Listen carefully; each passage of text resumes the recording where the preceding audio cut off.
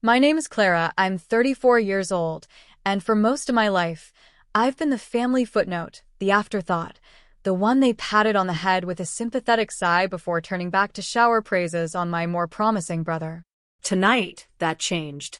Tonight, my mother, in her infinite, unintentional cruelty, looked me in the eye in one of the city's most exclusive restaurants and said, "Oh, Clara, you made it. Don't worry, dear, Liam and I will cover Dad. You just order something small. We know things are tight for you." The sheer, unadulterated condescension in her voice, the pitying glance, it was the culmination of decades. Little did she know, as the maitre d' approached our table, that the something small I could afford was, in fact, everything. Every chair, every linen napkin, every shimmering glass, every salaried employee, including the very person about to greet us. How would you react if the people who consistently underestimated you, who made you feel small your entire life, walked straight into a reality you built, a reality they couldn't even fathom was yours? It's a funny thing, isn't it, how life sometimes hands you the perfect stage for the truth. Before we get into the delicious, and I mean delicious, details of that particular evening, I'd love to know where you all are watching from. Drop a comment below. Let me know your city or country. And hey, if you're new here and you enjoy stories about, shall we say, karmic recalibrations, make sure to hit that like button and definitely subscribe for more.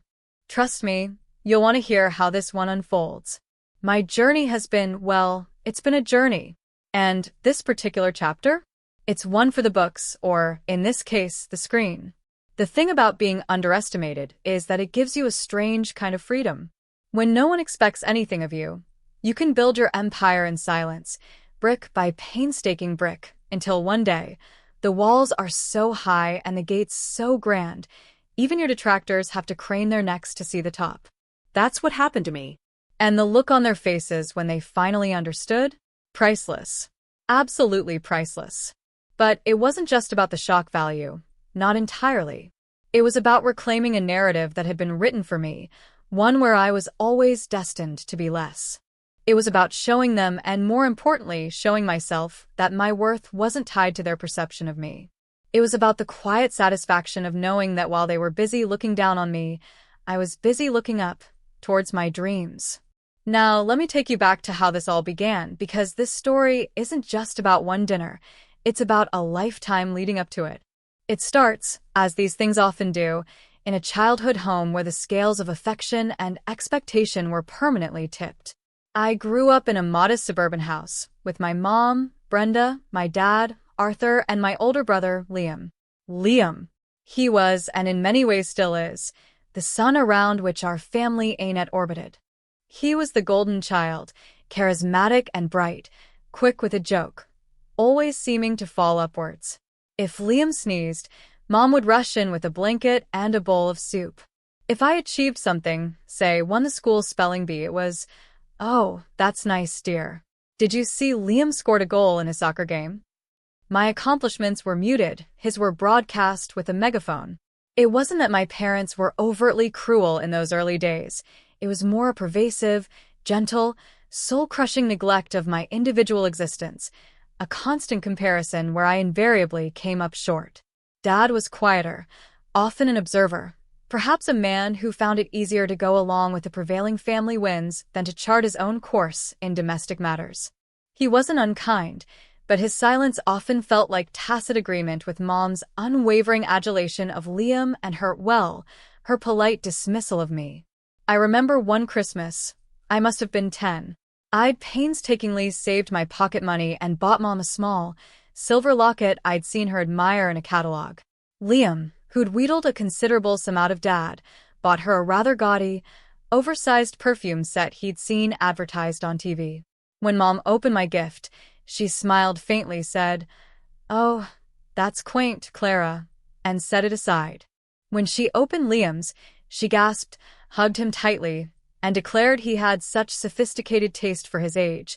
The locket remained in its box unworn. The perfume, despite its overpowering scent, was displayed prominently on her dresser.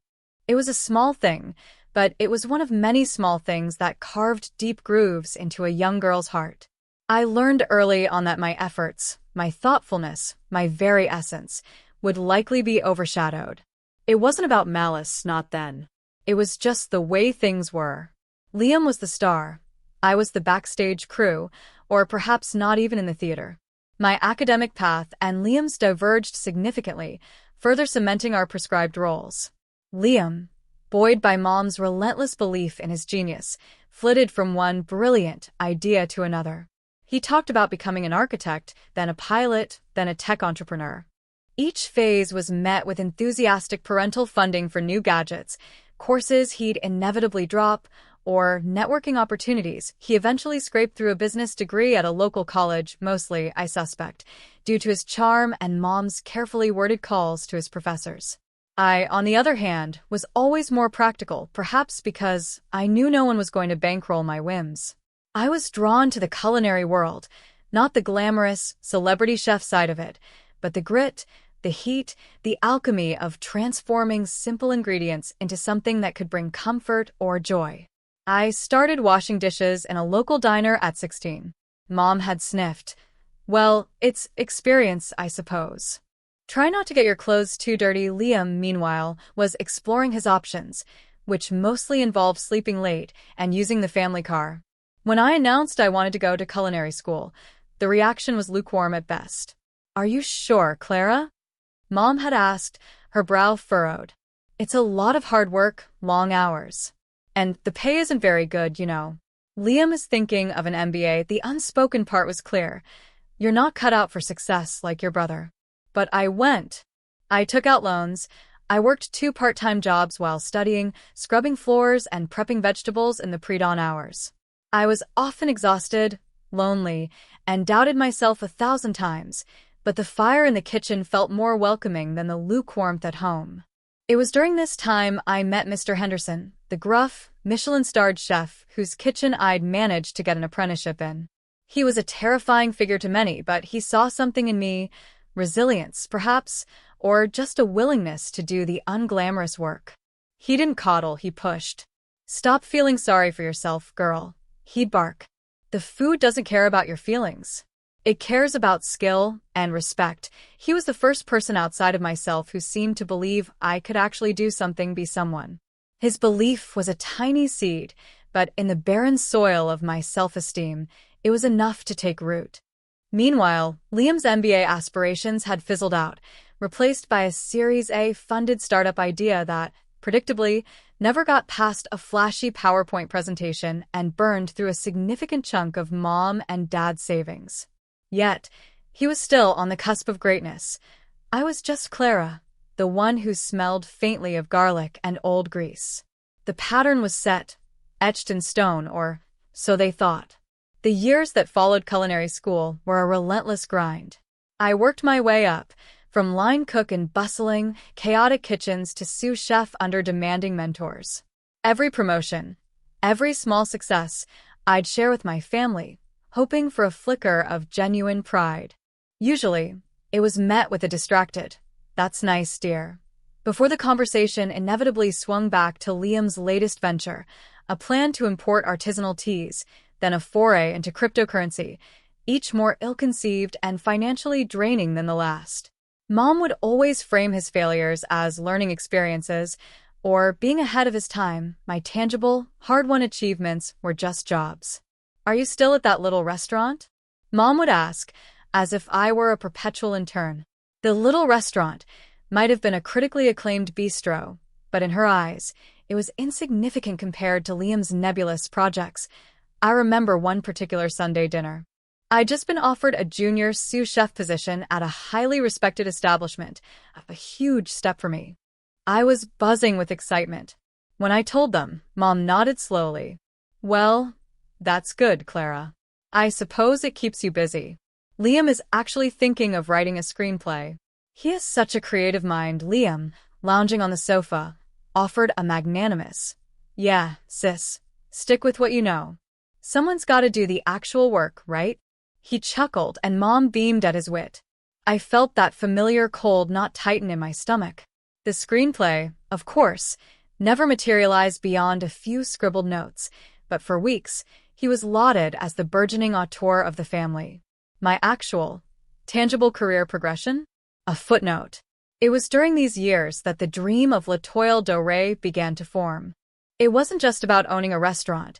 It was about creating a space, a testament to dedication, quality, and artistry, everything I felt my family overlooked in me. I envisioned a place where excellence was the standard, where every detail mattered. I shared a very early version of this dream with them once, over another tense family meal. I spoke of a fine dining experience, of unique culinary concepts. Liam snorted. Ambitious. Aren't we, little sis? You know how many restaurants fail in the first year? Mom added, perhaps start with something smaller, Clara. A little cafe, maybe? Don't overreach, dear. Their dismissal, intended to clip my wings, instead fueled a quiet, burning determination. Mr. Henderson, now retired but still a cherished mentor, was the only one who listened with genuine interest. It's a monster of an undertaking, girl, he'd said, his eyes twinkling, but if anyone can wrestle it to the ground, it's you. Just don't expect any handouts. I didn't. I never had. The inciting incident, the spark that lit the fuse for the eventual dinner table drama, arrived innocuously enough. Dad's upcoming 65th birthday. He was a simple man, my father, Arthur. He enjoyed his garden, a good book, and a quiet life. He rarely asked for much, but 65 felt significant, a milestone. Mom, however, saw it as an opportunity for a different kind of display. We should do something special for your father, she announced one evening, a few months prior. Something memorable. Liam immediately suggested a weekend trip to a fancy golf resort, clearly envisioning himself enjoying the amenities. Mom, however, had her sights set on something more local but equally status-driven. I was thinking a lovely dinner, she said, her eyes gleaming. At that new place everyone's talking about. L'Étoile Dorée. It's supposed to be exquisite. My heart gave a little jolt. L'Étoile Dorée. My place. It had been open for just over a year of blood, sweat, and relentless toil, a year of me pouring every ounce of my being and every penny I had and many I'd borrowed judiciously into its creation. It was, against all odds and quiet local skepticism, a runaway success. We'd received rave reviews, accolades, and bookings were months in advance. My family, of course, knew none of this in detail. To them, I still just worked at a restaurant. Mom then turned to me, a calculated look in her eye. It is rather pricey, Clara. Perhaps you could contribute what you can, dear? Or maybe just join us for dessert? The implication was clear. You can't afford this. You don't belong in places like this. Not really. The old familiar sting, but this time it was mixed with a dawning, audacious idea. The stage was being set, not by me but for me. And I, for once, knew my lines. The planning for Dad's birthday dinner at L'Etoile Dorée gathered momentum, largely orchestrated by Mom, with Liam chiming in with suggestions that invariably inflated the imagined bill. We absolutely must try their tasting menu, Mother, Liam would pronounce, having clearly just Googled it. And their vintage champagne selection is legendary, Mom would nod enthusiastically, then shoot a subtle, pitying glance my way. Well, we'll see, Liam. We don't want to overwhelm anyone's budget. The anyone was so obviously me. Each planning conversation became a minefield of microaggressions, casual dismissals of my financial capacity, and not-so-subtle reminders of my perceived station in life. Clara, dear, you'll let us know if the entree prices are a bit much for you, won't you? Mom said during one phone call, her voice dripping with false concern. No shame in just having a soup and salad. Your father would understand. I bit back the retort that I'd personally curated the wine list and approved every single price point on that menu. The temptation to blurt out, Mom, I own L'Etoile Dorée, was immense, a burning coal on my tongue. But I held back. Why? It wasn't just about a dramatic reveal, though the thought did bring a certain grim satisfaction. It was more profound than that. For years, I had craved their validation, their acknowledgement. I had twisted myself into knots trying to earn a sliver of the pride they so readily lavished on Liam. And it had never worked. This time, I didn't want to tell them. I wanted them to see. I wanted them to walk into my world, on my terms, and witness the reality of who I had become, not because I was seeking their approval anymore, but because I needed them to understand how wrong they had been, how much they had missed, how their narrow perceptions had blinded them. It was about closing a chapter, not with an argument, but with an undeniable truth. So I played along. "Yes, Mom, I'll be careful," I'd murmur, letting her assume whatever she wished. Internally, however, a different kind of planning was underway. I called Sophia, my brilliant, unflappable restaurant manager. Sophia had been with me from the chaotic early days, a true partner in building L'Etoile Dorée. She knew my family history, the broad strokes of it anyway. "Sophia," I said, "my family is coming for dinner on the 15th for my father's birthday. Table for 4. Under my mother's name, Brenda, last name." Sophia paused. "The family?" she asked, a hint of understanding in her voice. "Yes," I confirmed. "The full Brenda and Liam experience." Sophia, ever professional but with a dry wit I adored, simply said, "Consider it handled, Clara. Will you be announcing yourself?" "Not immediately," I replied. "I want them to, shall we say, soak in the ambience first. And I want the service to be impeccable, Sophia. Absolutely flawless. But no special treatment that screams, owner's family, until I give the signal. Let them think they're just regular, albeit very impressed patrons." "Understood," Sophia said, a smile in her voice. "Consider them VIPs, but incognito VIPs. Until the curtain call, of course, the curtain call." I liked the sound of that. It felt like I was finally directing my own play after years of being an unwilling actor in theirs. The irony of Mom choosing my restaurant, the pinnacle of my achievements, as the venue to subtly shame me about my finances, was not lost on me. It was almost poetic. She thought she was taking us all to a place that represented a level of success far beyond my reach, a place to demonstrate her own sophisticated taste and, by extension, Liam's bright future. She had no idea she was walking into the very heart of my hard-won triumph. The universe, it seemed, had a darkly humorous way of arranging things. The week leading up to Dad's birthday dinner was a masterclass in passive aggression from Mom, with Liam playing a strong supporting role. Every phone call, every brief interaction, seemed to carry an undercurrent of their assumptions about my financial struggles. "Clara, are you sure you're up for this?" Mom asked for the third time a few days before the event. "L'Etoile Dorée isn't like those little bistros you're used to. It's quite an affair, little bistros." She was probably picturing the greasy spoon where I'd first washed dishes, not the critically acclaimed establishments where I'd honed my craft. Liam, in a moment of what he probably considered largesse, called me. "Hey sis," he began, his voice smooth and patronizing. "About Dad's dinner. Don't worry too much about the bill, okay? Mom and I have got it pretty much covered. Consider it our treat to you, too. You can just, chip in for a bottle of house wine or something." The sheer audacity of it almost made me laugh. Liam, who hadn't held a steady job in years, who was still living off parental subsidies and vague promises of future windfalls, offering to cover me at my own restaurant. "That's very generous of you, Liam," I managed, my voice carefully neutral. "I appreciate the thought." I could almost hear him preening through the phone. "No problem, sis. We look after our own, right?" If only that were true, I thought. If only. My internal monologue during that week was a whirlwind.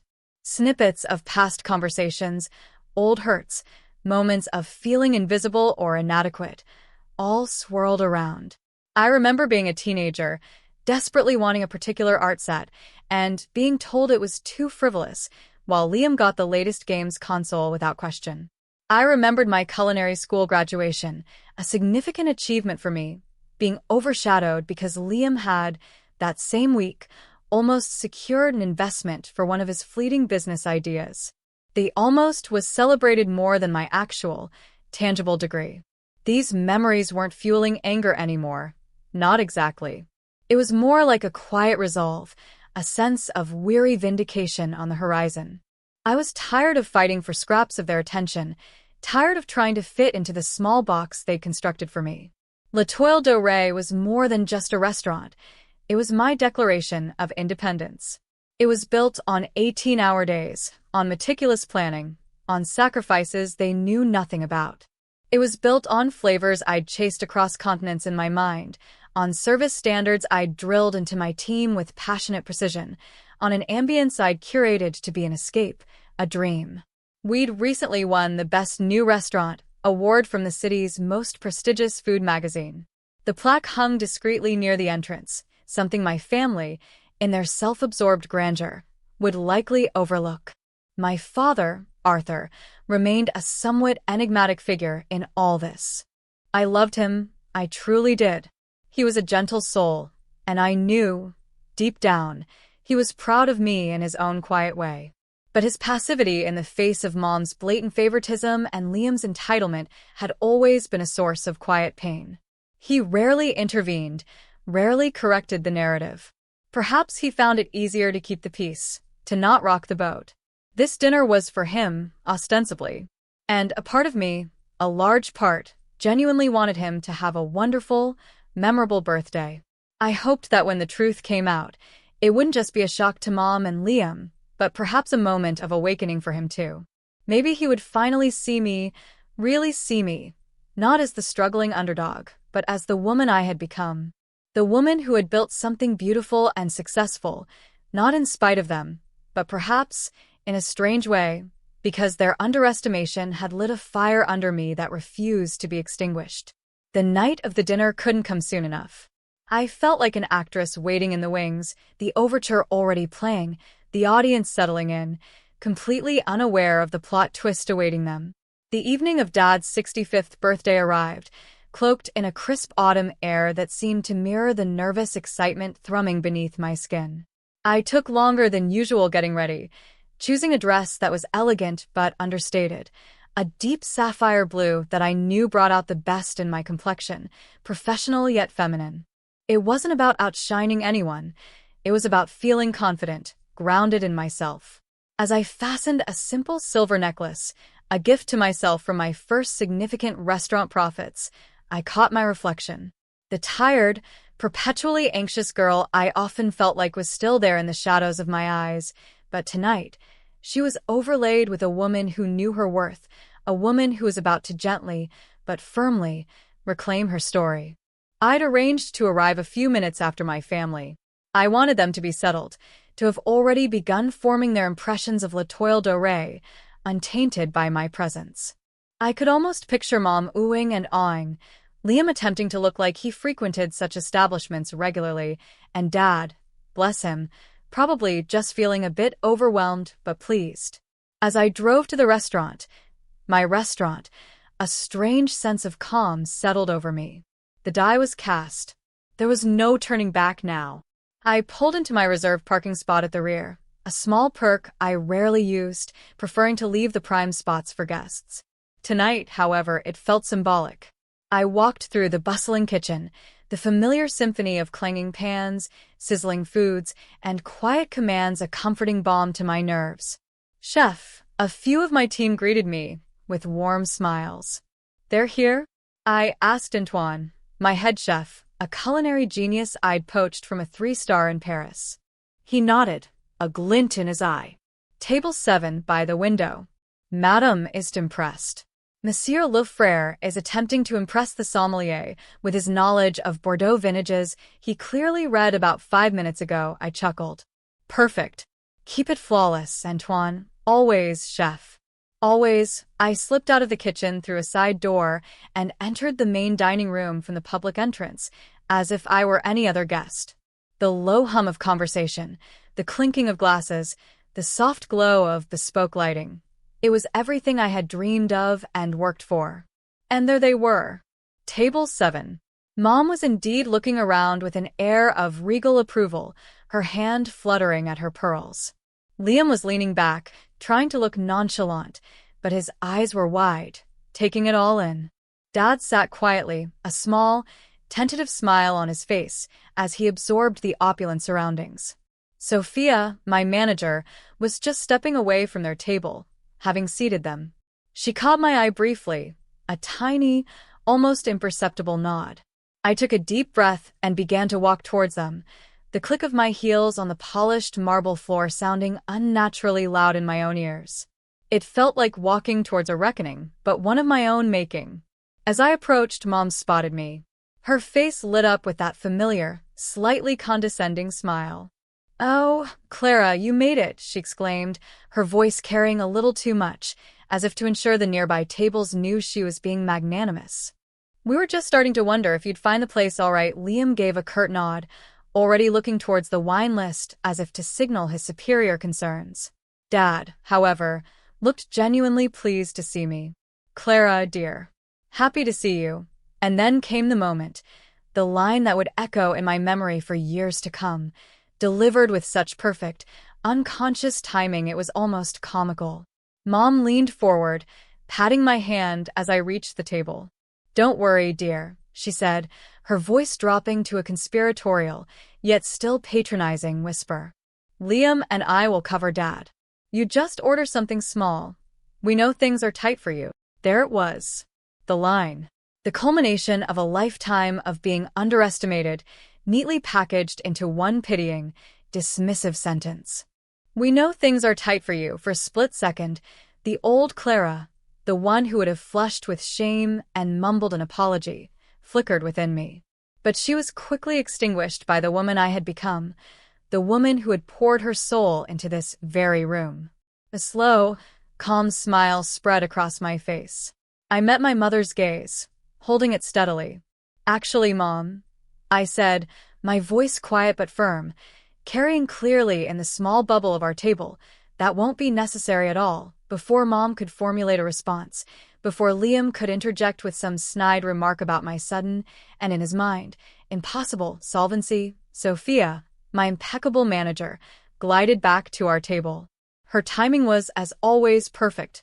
She addressed my mother with a warm, professional smile. "Actually, Mrs. Henderson," Sophia began, her voice smooth as silk, and I noticed the subtle correction.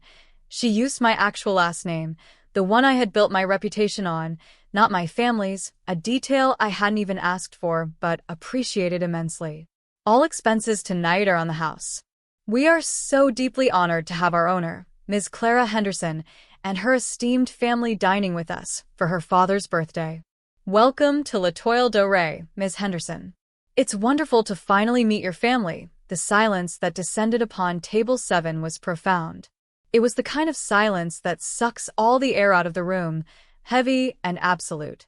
Mom's jaw, which had been set in a self-satisfied line, literally dropped. Her eyes, wide and unblinking, swiveled from Sophia to me and back again, as if trying to process a foreign language. Liam, who had been affecting an air of bored sophistication while perusing the wine list, froze mid-page, his mouth slightly agape. Even Dad, usually so placid, looked utterly bewildered, his gaze fixed on me with an intensity one hadn't seen in years. I simply stood there, letting Sophia's words hang in the air, letting the reality of the situation settle. I didn't gloat. I didn't say "I told you so," though a rebellious part of me desperately wanted to. I just watched them, my earlier calm still surprisingly intact, tinged now with a distinct sense of vindication. It was like watching a scene from a play, a very satisfying, long-awaited scene. Mom was the first to break the spell, her voice a reedy whisper. "Owner? Art thou Clara? Owner of this place?" She gestured vaguely around the opulent dining room, her hand trembling slightly.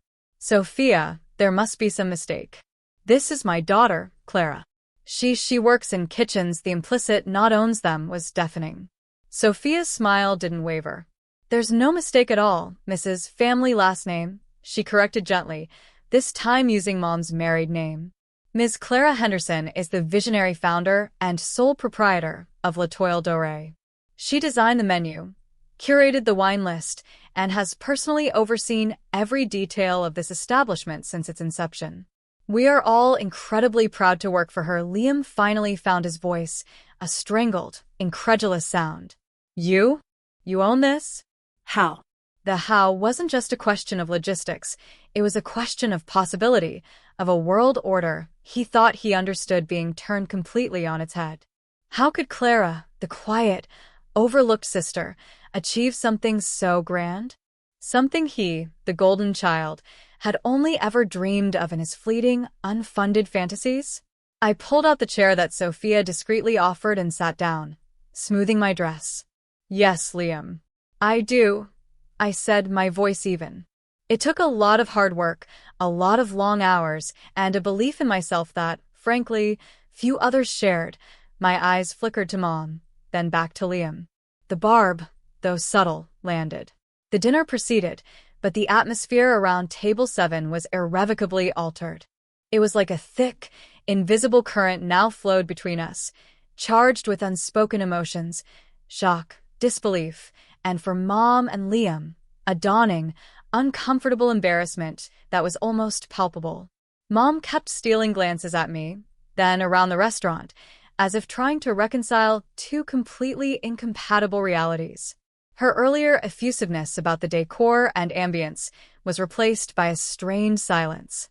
When the sommelier, a distinguished gentleman named Jean-Pierre, whom I'd personally hired, approached our table to discuss wine pairings, he greeted me first. Bonsoir, Miss Henderson. A pleasure to see you this evening. Will you be selecting the wines, or shall I offer some recommendations for your father's celebration? I smiled. Jean-Pierre, please, tonight you guide us. My father prefers a robust red, but something that will complement the tasting menu Antoine has prepared. Liam, who moments before had been ready to pontificate on Bordeaux, visibly deflated. He mumbled something about trusting the expert. Throughout the meal, various staff members would discreetly stop by. Good evening, Miss Henderson. Everything to your satisfaction? Chef Antoine himself made a brief appearance, ostensibly to wish Dad a happy birthday, but his respectful deference to me was unmistakable. Clara, my dear, the sea base is exquisite tonight. Your touch is evident. Each interaction was another small chisel, chipping away at my family's long-held perception of me. Mom attempted a recovery, trying to reclaim some semblance of her earlier authority. Well, Clara, she said, her voice a little too bright, a little too forced, you certainly kept this a secret. Why didn't you tell us you were doing so well? The doing so well sounded like an incredible understatement given our surroundings. I suppose I was busy working, Mom, I replied gently. And honestly, I wasn't sure you'd believe me.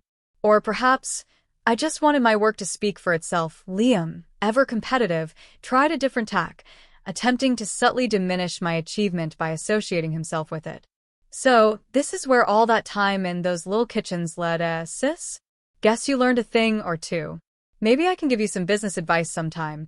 I've got a few ideas that could really scale this up. I just smiled serenely. Thank you, Liam. I'll keep that in mind. The insinuation that my Michelin contender restaurant needed his scaling ideas from a man whose most successful venture was convincing our parents to fund his last failed project was almost laughable. Dad, however, was a different story. Throughout the meal, he was quiet, but his eyes rarely left me. There was a new light in them, a mixture of awe, pride, and something that looked distinctly like regret.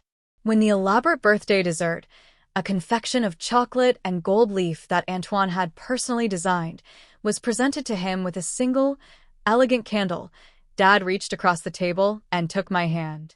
His own was slightly shaky. Clara, he said, his voice thick with emotion. This is incredible. You built this. I am so incredibly proud of you. Tears welled in his eyes, and for the first time in what felt like forever, I saw genuine, unadulterated pride from a parent, untainted by comparison or reservation. I squeezed his hand, my own throat tightening. Happy birthday, Dad. I'm glad you like it. Mom watched this exchange, her expression unreadable. Perhaps it was a dawning understanding of how much she had misjudged, how much she had missed. Or perhaps it was just the discomfort of her world being tilted off its axis. Liam just picked at his dessert, his earlier bravado completely gone, replaced by a sullen silence. The rest of the meal was a delicate dance. I was gracious.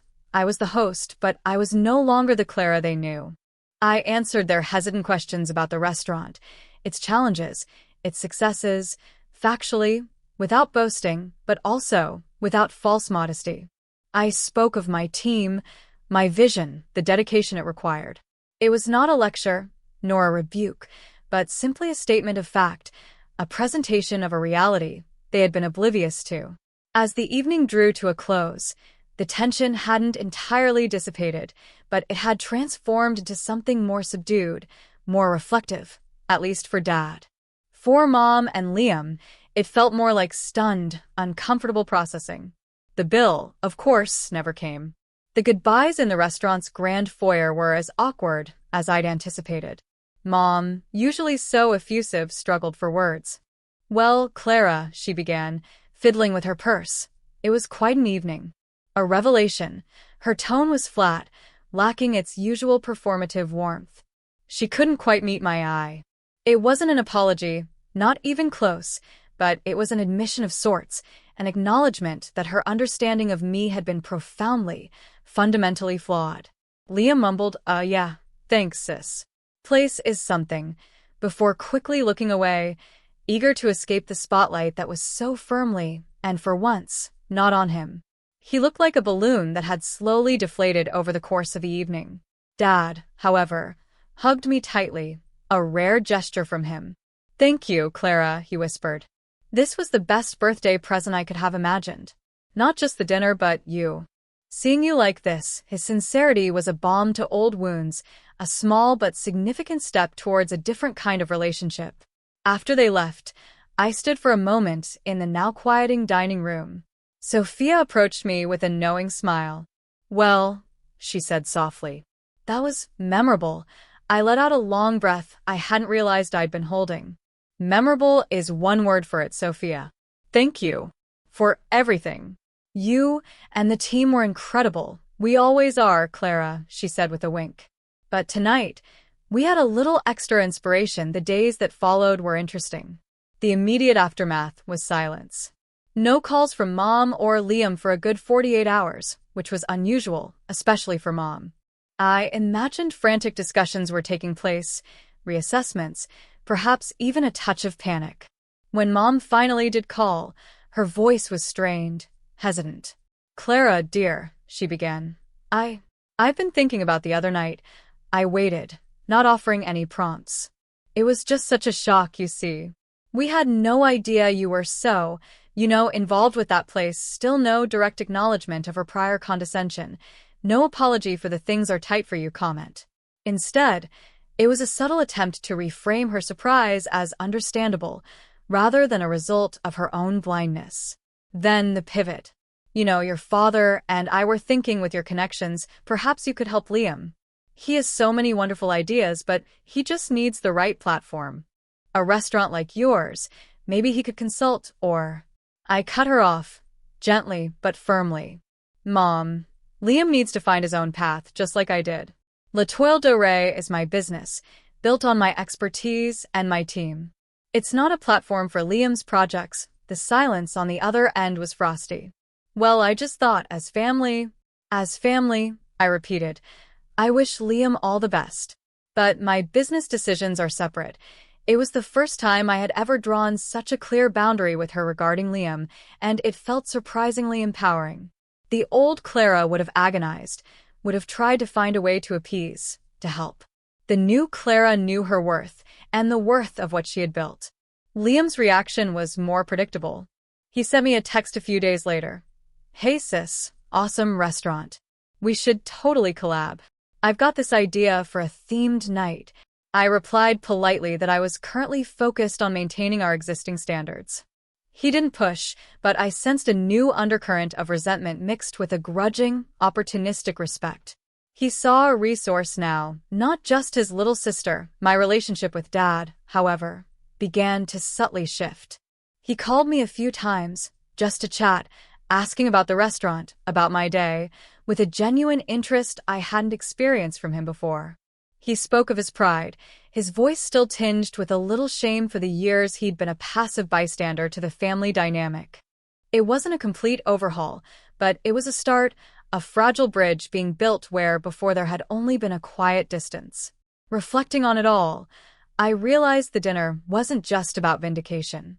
Yes, There was a deep satisfaction in their stunned faces, in the shattering of their lifelong underestimation. But more importantly, it was about me severing the invisible chains of their expectations. Their approval, which I had craved for so long, no longer held the same power. I had found my own approval, my own validation, in the daily challenges and triumphs of building L'Etoile Dorée. The restaurant wasn't just a business. It was a physical manifestation of my resilience, my passion, my refusal to be defined by their limited view of me. It was my truth, served on a silver platter. And the taste of that truth? It was exquisite. It was the taste of freedom, of self-earned success, of quiet, unshakable confidence. Life now has a different rhythm, a different flavor. The success of L'Etoile Dorée continues to grow, not through flashy gimmicks, but through consistent excellence, the very principle I built it on. We're even in discussions for a second, slightly different concept in another part of the city. The work is still demanding, the hours still long, but it's a labor of love, a testament to what can be achieved when you pour your heart and soul into something you believe in. My relationship with my mother and Liam remains complex. The dynamic has undeniably shifted. The condescension is gone, replaced by a wary, almost bewildered respect. Mom still calls, but our conversations are more cautious.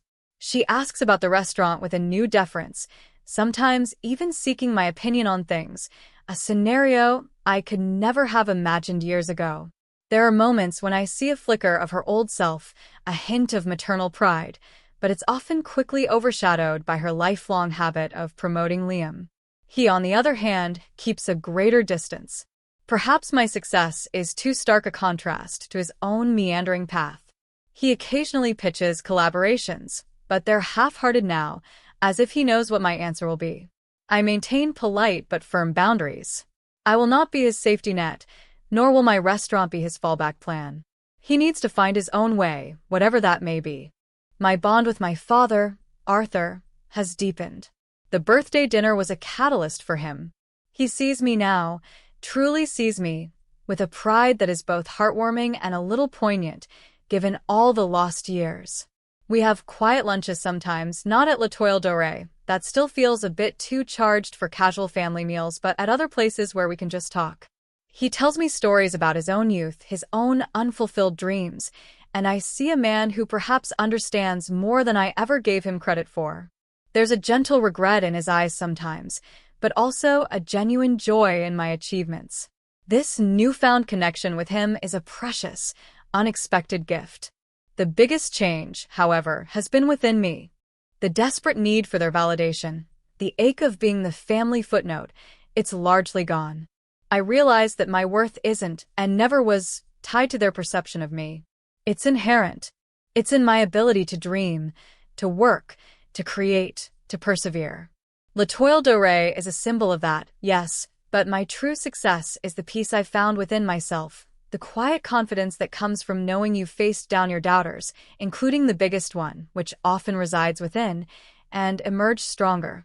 I've built a chosen family too, my incredible team at the restaurant, loyal friends who celebrated my struggles as much as my successes, and perhaps, one day, a partner who will see and appreciate me for exactly who I am.